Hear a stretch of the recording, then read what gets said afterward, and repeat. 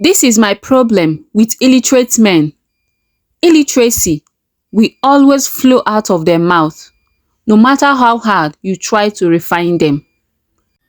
This is what she said to me. My name is Stephen, and yes, I was tricked by love. This is my story.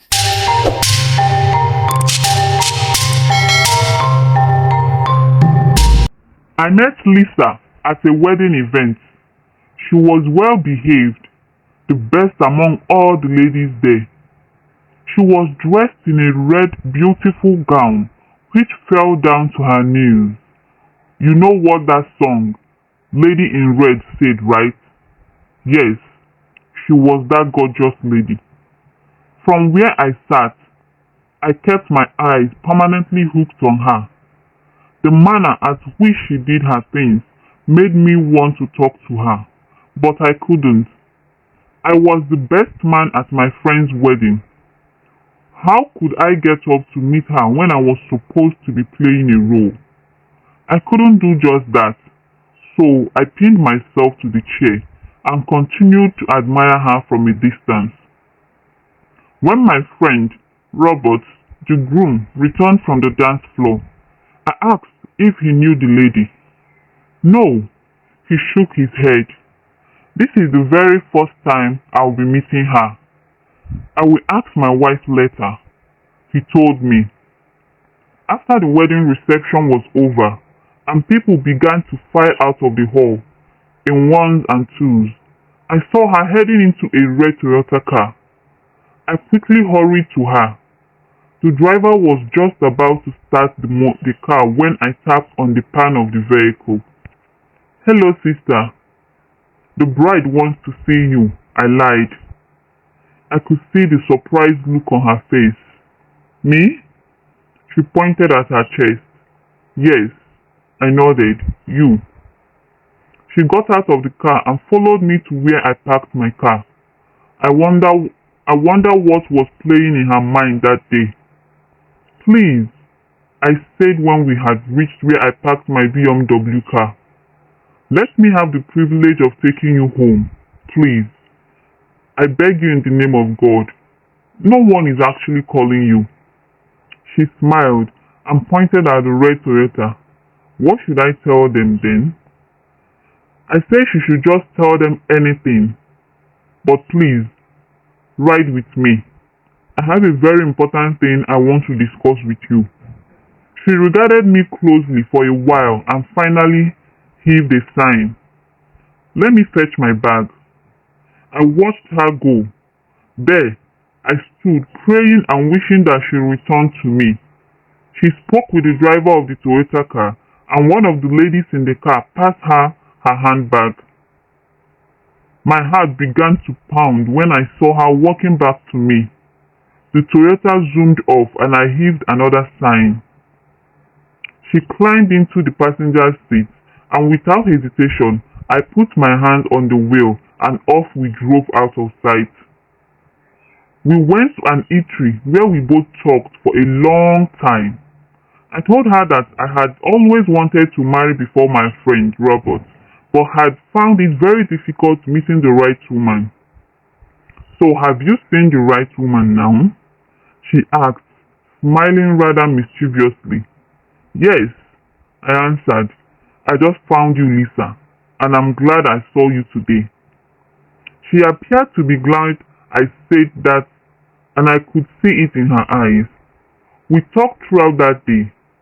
We talked about everything under the sun. She told me about how her younger sisters were all married, but that she chose to pursue her education. She had graduated from the University of Nigeria in Nsukka, where she studied microbiology. I am now almost done with my master's here in Unilag, she said. I was glad to hear that. Never before had I always wished to marry a woman who wasn't a graduate. I've always wanted to marry a graduate. I told Lisa that I loved her from the very moment I set my eyes on her, and would wish that we took the relationship serious. Relationship? She queried. You talk as if you and I have known each other all our lives. We both laughed over that. It was not until 8 o'clock that evening that we both left the eatery. By the time we were back in the car, chemistry, stronger than what we had imagined, had built. From that day, a relationship kicked off. All my friends were happy that at last I had found a woman whom I loved so much.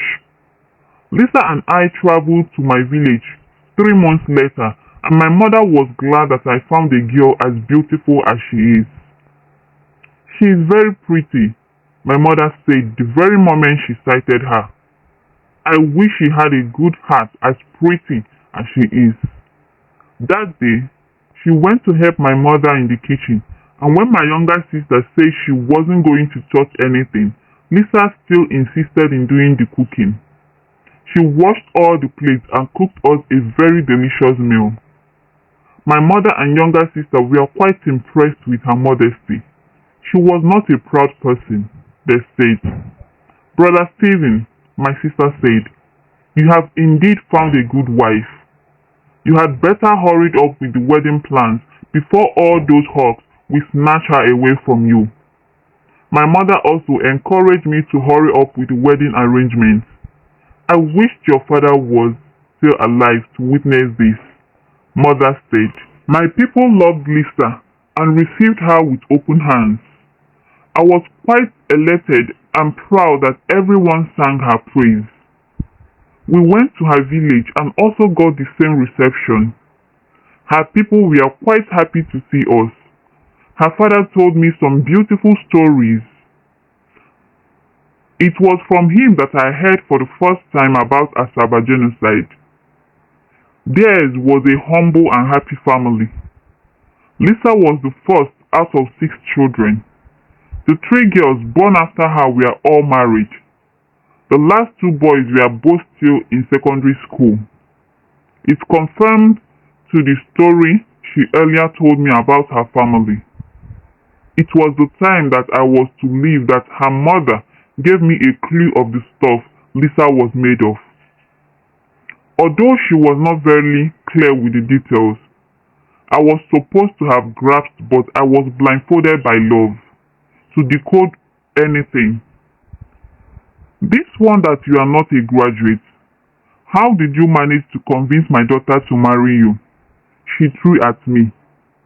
Of course, I laughed it off and told her that when it came to love, status doesn't really matter.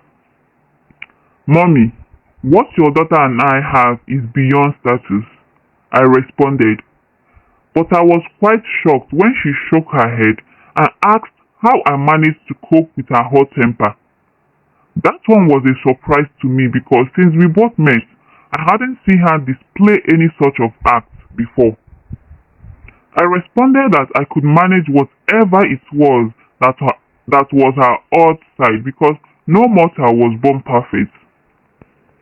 She thanked me and prayed for our union. Just be careful, she said. I drove off alone to Lagos that day, leaving her behind. She came to Lagos days later and we continued to make plans. Business was booming for me, so money wasn't an issue. We did our traditional marriage and everything went smoothly. It was well attended by my friends and family members. Everybody was happy. But things took a diverse turn the moment we returned to Lagos. Gradually, everything began to hurry down from the sublime to the ridiculous. One morning, as I got ready to go to the shop, Lisa walked into my bedroom looking like she had just had an encounter with Lucifer in hell and back. I need 100,000 naira, she threw casually without the usual greeting. I sensed at once that she wanted trouble that morning and I was not prepared for any. What do you need 100,000 naira for? I echoed, turning to look at her. She chattered about wanting to register her business and all that nonsense. I remember that I had given her 100,000 naira only weeks before for the same purpose. You may have to give me some time to get the money. I say, try not to sound too authoritative. I don't know why you will never understand how urgent a matter is, she said. This is my gross with men who did not go to school. Illiteracy will always flow out of them no matter how much you try to refine them. I was shocked to my bone marrow to hear her say such words to me. I wondered why she referred to me as an illiterate when in the real sense I wasn't. I had an OND from the University of Benue. I would have gone further than that if not for my father's untimely demise. So because she already had her master's, every other person was now considered an illiterate. I could not believe my ears. Anger seeped through my bones like an inferno. Wait a minute. What has your classy education fetched you? I thundered in anger. Where has it taken you to? What have you done with the certificate? Absolutely nothing. The only thing you possess is your drum-sized mouth, which is only loud enough to spew rubbish. How much have you brought into this house since you got married to me? If your certificate was that juicy, why are you still jobless? While she continued to rant and puke her venom, I ignored her and took my bag out of the wardrobe. I dipped my hand in the bag and brought out a wrap of 1,000 naira notes and threw it at her. And with that, I stormed out of the house. It was not until I returned that evening that I got the shocker of my life. How could a woman who claimed to be a university graduate and a master's degree holder behave in the manner that she did that day? My heart dropped into my tummy that evening when I walked into my bedroom and found the 100,000 naira I have given her, all torn into shreds. 100,000 naira. Madly, I rushed into her room to unleash my anger on her, but she was lucky, very lucky that my boys were at home. Honestly, I would have committed murder if not because of them. I left the house moments later because the anger in me could make water from a refrigerator boil. That day, for the very first time in many years, I went to a beer parlor and drank myself to stupor. I needed peace from a wife, and I got the opposite. The next day was Sunday. When I woke up and looked through the window, I saw that her car was not there. I felt in that instant that she had probably gone to church. I discovered that she left without preparing breakfast as usual. When at midday she still had not returned, I told Chris, my younger brother, who was with me at that time, to put water on the fire and make eba for us. I tried her number but it was switched off. Chris went into the kitchen and put some water on the fire. I was in my room watching TV when I saw her car pull into the compound. When I peeped through the window and saw that she was not wearing her church clothes, I began to wonder where she had gone to. She looked horrible. In no time, her loud voice was all over the house and flying like kites over the rooftops. She was screaming and demanding to know why my younger brother, Chris, had the effrontery to enter her kitchen. "You fool," she screamed. "Who gave you the audacity to come into my kitchen?" By the time I came out of my room, it was already too late. She grabbed the pot of water on the stove and in a split of seconds emptied it on my brother. I turned white into a statue immediately. That was the height of it all. Now I knew why men married all her younger sisters and left her in the cold in spite of her beauty and education. There are women who aren't made for marriage, and Lisa is one of them. Chris is still in the hospital, recuperating. As for me, the marriage is over. Nothing anybody says or does that will make me take her back into my house and into my life. She is not presently facing the law, domestic violence. Whatever the outcome is, that is her business. I will never take her back into my house. Never. And this is my story of love. Hey guys, this is the end of this story and I hope you learned something. I for one, I learned that never to jump into any relationship or marriage without getting to know that person very well.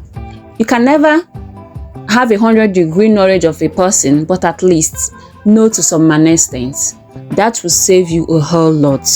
Thank you for sticking around. Please don't forget to subscribe, like and share this video. Comment guys, comment your thoughts. It would help us in our next video. Thank you.